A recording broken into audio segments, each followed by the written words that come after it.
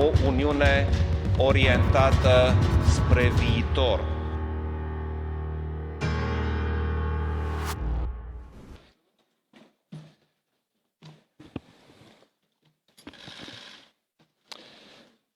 Thank you, Mr. President of the European Parliament, stimați membri ai Parlamentului European, doamnelor și domnilor, este o onoare și un privilegiu să mă aflu astăzi în Parlamentul European. Vă mulțumesc pentru invitația de a participa la dezbaterea privind viitorul Uniunii Europene. Uniunea a fost marcată de-a lungul timpului, dar mai ales în ultimul deceniu, de provocări multiple care ne-au testat coeziunea și unitatea, de la criza financiară și economică, criza migrației, atacurile teroriste, până la ascensiunea mișcărilor populiste. A fost un deceniu în care Uniunea a trebuit să învețe să se adapteze din mers. Pe fondul acestor provocări, Uniunea a fost marcată de căutarea unei viziuni comune, definită prin nevoia unui echilibru înțelept între realitățile specifice din fiecare stat membru și dorința de a consolida împreună o Uniune veritabilă, o Uniune orientată spre viitor. Principala constatare pozitivă a acestei perioade este că există un element care ne unește: identitatea europeană bazată pe principii, valori și interese comune. Iar aceste valori comune trebuie mereu redescoperite, reapreciate și repuse în valoare, pentru că universalitatea valorilor stă tocmai în caracterul lor regenerator. Parcurgem un nou capitol în devenirea și consolidarea proiectului european, în care avem nevoie de elaborarea unei noi viziuni cu privire la viitorul Uniunii. Din această perspectivă, pledez ferm pentru unitate, coeziune, solidaritate și pentru calea europeană comună în eforturile de consolidare a proiectului european. Cheia centrală a demersurilor noastre trebuie să rămână unitatea. Pentru România, acest principiu reprezintă însăși esența proiectului european, care i-a dat acestuia capacitatea de a face față provocărilor multiple cu care Uniunea s-a confruntat până în prezent. Uniunea Europeană este un proiect evolutiv. Noile realități, atât la nivelul statelor membre, cât și din plan global, impun o dezvoltare și o consolidare a proiectului european și în niciun caz o repunere în discuție a principiilor fundamentale pe care proiectul european a fost clădit. O Uniune puternică nu trebuie să fie realizată în detrimentul unității. Avem nevoie de o Uniune inclusivă, care nu lasă în urmă niciun stat și niciun cetățean european. Din acest punct de vedere, idei precum o Europă cu mai multe viteze sau o Uniune a cercurilor concentrice nu pot reprezenta o soluție, în măsura în care dorim menținerea caracterului unitar și indivizibil al Uniunii Europene, care îi conferă valoare și credibilitate în relația sa cu restul lumii. Președintele Juncker spunea anul trecut că Europa trebuie să-și regăsească suflul, să respire cu ambii plămâni, cel vestic și cel estic.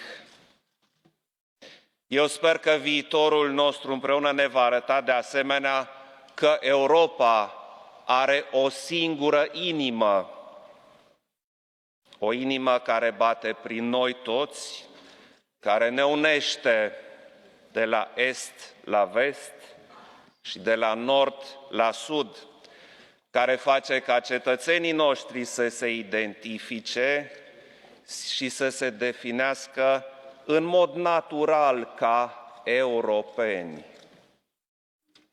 Trebuie să ne asumăm acest ideal comun și, dacă este necesar, să ne adaptăm și să recalibrăm instrumentele prin care putem să-l atingem. Am încredere că în noua etapă în care va intra Uniunea Europeană, începând cu anul 2019, și pe care România, în calitatea sa de președinție rotativă a Consiliului Uniunii Europene, o va pregăti împreună cu celelalte state membre și cu instituțiile europene, va fi una fructuoasă. Sunt încrezător că summitul de la Sibiu din 9 mai 2019 va reprezenta un reper în proiecția privind viitorul unei Uniuni mai puternice, mai unite, mai coezive și mai democratice. Depinde de puterea, înțelepciunea și voința noastră, state membre, instituții europene și cetățeni europeni, ca acest obiectiv să devină realitate. Doamnelor și domnilor, summitul de la Sibiu este un moment important pentru consolidarea fundației acestui viitor. Un viitor comun, un viitor democratic, un viitor optimist. Viitorul Uniunii Europene nu se poate edifica decât cu participarea și implicarea directă și activă a cetățenilor europeni.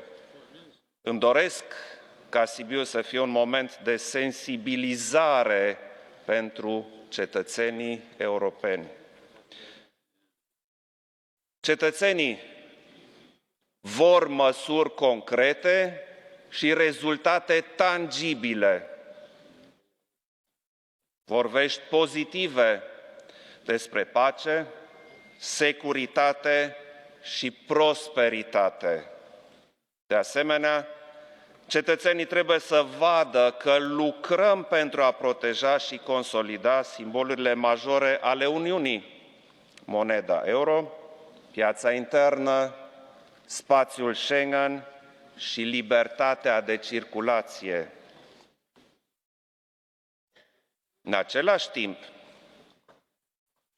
cetățenii noștri au nevoie de mai multă coeziune, iar coeziunea nu este doar ambiția noilor state membre care au un nivel mai redus de convergență economică, ci este o necesitate pentru membrii mai vechi ai Uniunii. Coeziunea este unitate, este expresia acțiunii comune, concertate și coordonate la nivelul Uniunii. Trebuie să ne întoarcem la esența principiului coeziunii, așa cum este acesta reflectat în tratatele Uniunii. Forța centripetă a unei comunități de viziune și acțiune, generatoare de plus valoare pentru întreaga Uniune. Uniunea Europeană se află astăzi într-un moment de redresare economică. Acest lucru nu ar fi fost posibil în absența unei viziuni și acțiuni comune în crearea și consolidarea unei uniuni economice și monetare. Siguranța economică este la fel de importantă ca cea a frontierelor, iar prosperitatea Uniunii depinde de capacitatea noastră de a asigura o uniune economică și monetară puternică, capabilă să răspundă așteptărilor cetățenilor, dar și să facă față unor noi provocări. Vederea atingerii acestui obiectiv, avem nevoie de măsuri și decizii cuprinzătoare care să garanteze participarea tuturor statelor membre la eforturile comune de realizare a unei zone euro mai puternice, mai stabile și mai competitive. Pentru România, aderarea la zona euro cât mai curând posibil, când toate condițiile vor fi îndeplinite, este un obiectiv național fundamental. Anul acesta sărbătorim 25 de ani de piață internă. Am parcurs un drum lung în ceea ce privește libertățile și oportunitățile de a călători, de a studia și de a lucra în cadrul Uniunii Europene pentru cetățenii noștri. Nu putem să ne imaginăm Uniunea Europeană fără piața unică și fără cele 4 libertăți fundamentale ale acesteia: libera circulație a mărfurilor, a persoanelor, a serviciilor și a capitalurilor. Avem nevoie de o piață internă funcțională, competitivă și inclusivă, piață internă în care cetățenii resimt în viața de zi cu zi beneficiile acesteia. În același timp, Europa este și trebuie să rămână un lider pe plan internațional în multiple domenii, cu precădere în ceea ce privește revoluția tehnologică și digitală.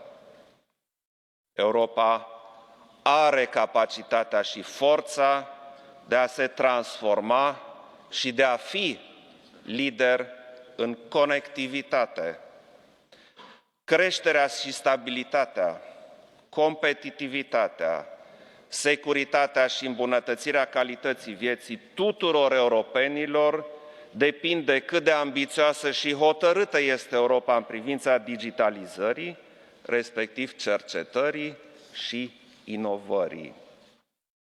În același timp, trebuie să asigurăm o mai bună adaptare a forței noastre de muncă la nevoile, cerințele și evoluțiile pieței interne, pentru a garanta că progresul social și competitivitatea merg mână în mână.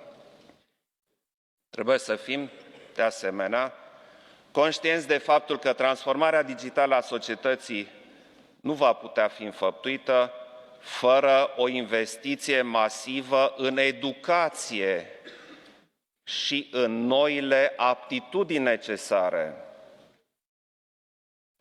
Toți cetățenii din orice regiune și orice grup social trebuie angrenați în aceste evoluții.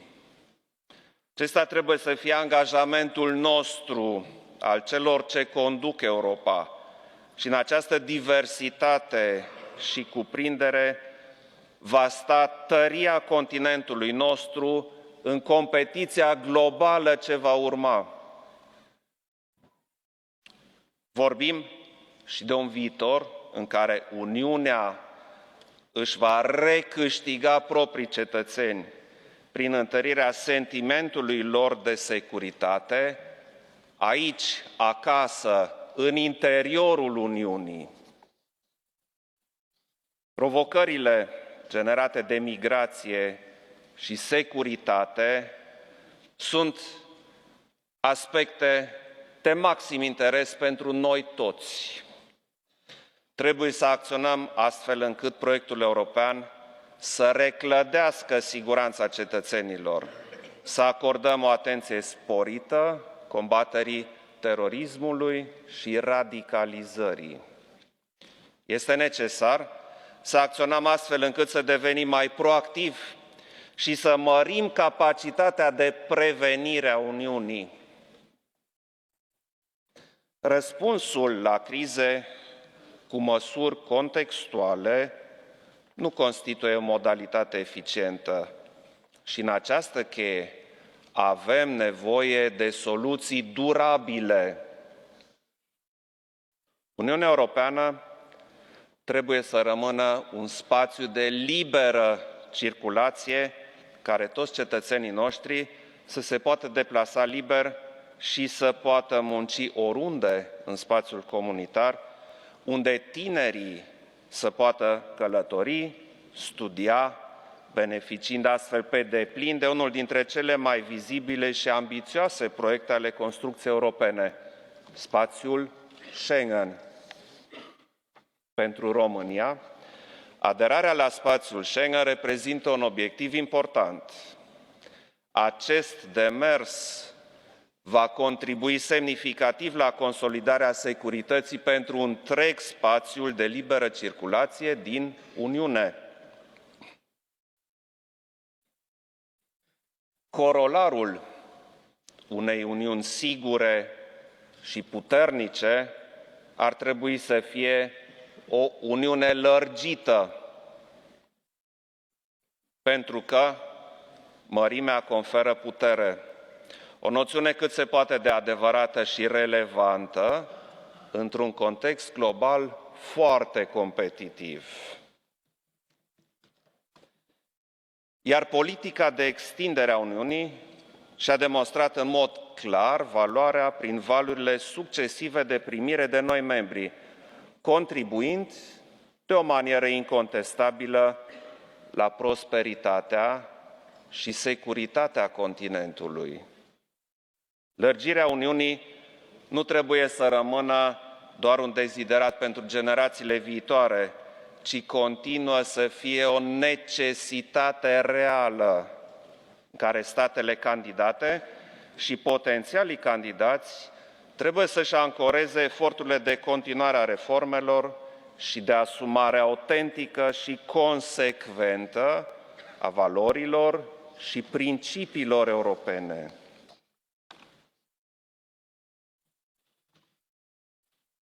Onorați parlamentari europeni, nu putem fi cu adevărat relevanți la nivel global dacă nu reușim să influențăm semnificativ mediul din vecinătatea noastră. Păstrarea statelor din vecinătatea sudică și estică, ancorate ferm în valorile europene, și menținerea angajamentului lor pentru reforme structurale ireversibile depind și de capacitatea noastră de a ne îndeplini angajamentele în raport cu ele. Nu în ultimul rând, vorbim și de un viitor în care Uniunea va avea un rol de prim plan pe scena internațională, un viitor în care statele membre vor sprijini pe baza intereselor împărtășite și a solidarității reciproce afirmarea Uniunii ca actor global, cu o contribuție decisivă la promovarea sistemului multilateral bazat pe reguli. Implementarea strategiei globale a Uniunii Europene a înlesnit deja evoluții importante, atât în domeniul securității și apărării, cât și în ceea ce privește consolidarea legăturilor dintre politicile interne și externe ale Uniunii. Este responsabilitatea noastră să ne asigurăm că în anii care vin, Uniunea va dispune de instrumentele necesare pentru a răspunde noilor provocări. Continuarea inițiativelor din domeniul securității și apărării comune în condiții care să asigure cooperarea strânsă și evitarea paralelismelor cu NATO, consolidarea rezilienței Uniunii și a partenerilor săi, îmbunătățirea comunicării strategice sunt obiective care necesită o atenție sporită și acțiuni constante. Consistența politicii Uniunii în vecinătatea sa, menținerea parteneriatului transatlantic solid, onorarea angajamentelor de la continuarea politicii de extindere în parametri agreați până la consolidarea relației instituționale cu ONU și susținerea fermă a multilateralismului și virtuților sale, sunt tot atâtea domenii în care Uniunea va fi chemată să demonstreze că poate să acționeze eficient. Distinși membri ai Parlamentului European, în urmă cu 11 ani, când România s-a alăturat marii familii europene, mă simțeam deosebit de mândru ca român că trăiesc acest moment important pentru țara mea. Anul viitor, când România preia pentru prima dată președinția Consiliului Uniunii Europene, summitul de la Sibiu va reprezenta un moment de răscruce pentru familia noastră europeană. Este datoria noastră, este responsabilitatea noastră să creionăm viitorul Europei. Alături de toți românii mă simt mândru în calitate de cetățean român și în egală măsură de cetățean european. Pentru că mândria națională sau mândria europeană nu reprezintă concepte erodate și nici realități paralele. Este o stare asumată care întreține și dă forță și conținut acestei identități. Pentru că Europa este parte din fibra noastră, o Europă care însumează din diversitatea noastră, o Europă clădită pe baza conceptului de unitate în diversitate. De aceea, Europa este România și România este Europa. 2018 este centenarul României moderne, care înseamnă pentru noi nu atât analize retrospectiv istorice, cât mai ales proiecții de viitor. În acești 100 de ani am învățat unele lecții importante, trecând prin experiențe și perioade nefericite, iar lecția democrației este una dintre cele mai importante.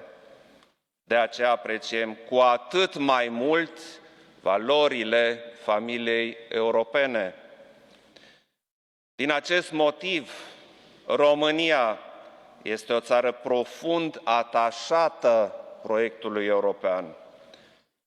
Avem o societate vibrantă și dinamică în continuă evoluție. Suntem o democrație tânără care are resursele pentru a se perfecționa. Românii sunt conectați activ la valorile civice. Au dovedit-o cât se poate de clar și au făcut auzită vocea atunci când a fost nevoie să apere statul de drept și democrația. Românii au voința și forța de a merge mai departe pe drumul european pe care și l-au asumat. Este ambiția de a depăși orice obstacol pentru a rămâne puternic ancorați în marea familie europeană, din care facem parte în mod fundamental. Tânăra generație crede în Europa și se implică în dezbateri privind viitorul nostru de o manieră pozitivă și mai ales optimistă. Din entuziasmul acestor tineri remarcabili se hrănește și optimismul nostru privind viitorul Europei. Totodată, entuziasmul lor ne obligă în mod deosebit la responsabilitate. Avantajul acestui val de entuziasm care vine dinspre România provine în primul rând din forța lui de a inspira și a retrezi reflexul apărării democrației, care nu este un dat, ci presupune o responsabilitate continuă de a o îngriji, apăra și promova. România este în prezent o țară dinamică și orientată spre viitor, care a îmbrățișat rapid și a valorificat noile tendințe tehnologice și servicii digitale. Una dintre companiile românești este de câțiva ani lider mondial în soluții de apărare și securitate cibernetică. Pe de altă parte, o companie inițiată de doi tineri ingineri a devenit în această primăvară primul unicorn românesc. În numai 6 luni, compania și-a triplat valoarea, ajungând la o evaluare de 3 miliarde de euro. A devenit unul dintre liderii globali în roboți, software, automatizare și inteligență artificială. Peste tot în România, de la Iași la Timișoara, de la Cluj la București, de la Craiova și Constanța, mii de ingineri români talentați, femei și bărbați, lucrează pentru a avansa tehnologiile digitale, fie că e vorba de mașini conectate și sisteme inteligente de transport, de telecomunicații 5G și internetul lucrurilor, de cercetare și inovare în blockchain, tehnologii spațiale sau agricultură digitală. Economia datelor este viitorul, iar sectoarele românești de IT&C și creativ au una dintre ponderile cele mai mari din PIB-ul național din întreaga Uniune. Nu trebuie, așadar, să mire pe nimeni că România își dorește și are capacitatea să contribuie la consolidarea rolului global al Uniunii în acest domeniu. România susține activ o Uniune care investește în siguranța cetățenilor săi. Unitatea europeană este esențială când vorbim de consolidarea securității interne a Uniunii. Pentru România, în calitate de stat membru care gestionează una dintre cele mai mari frontiere externe ale Uniunii Europene, securitatea este un domeniu prioritar, în care am demonstrat deja că performăm în toate privințele. Suntem capabili, astăzi, să fim un furnizor de securitate la cele mai înalte standarde pentru întreaga Uniune, așa cum o facem deja în cadrul NATO. Ca stat membru al Uniunii, vom acorda importanță specială continuării măsurilor menite să reducă fragmentarea spațiului european de securitate.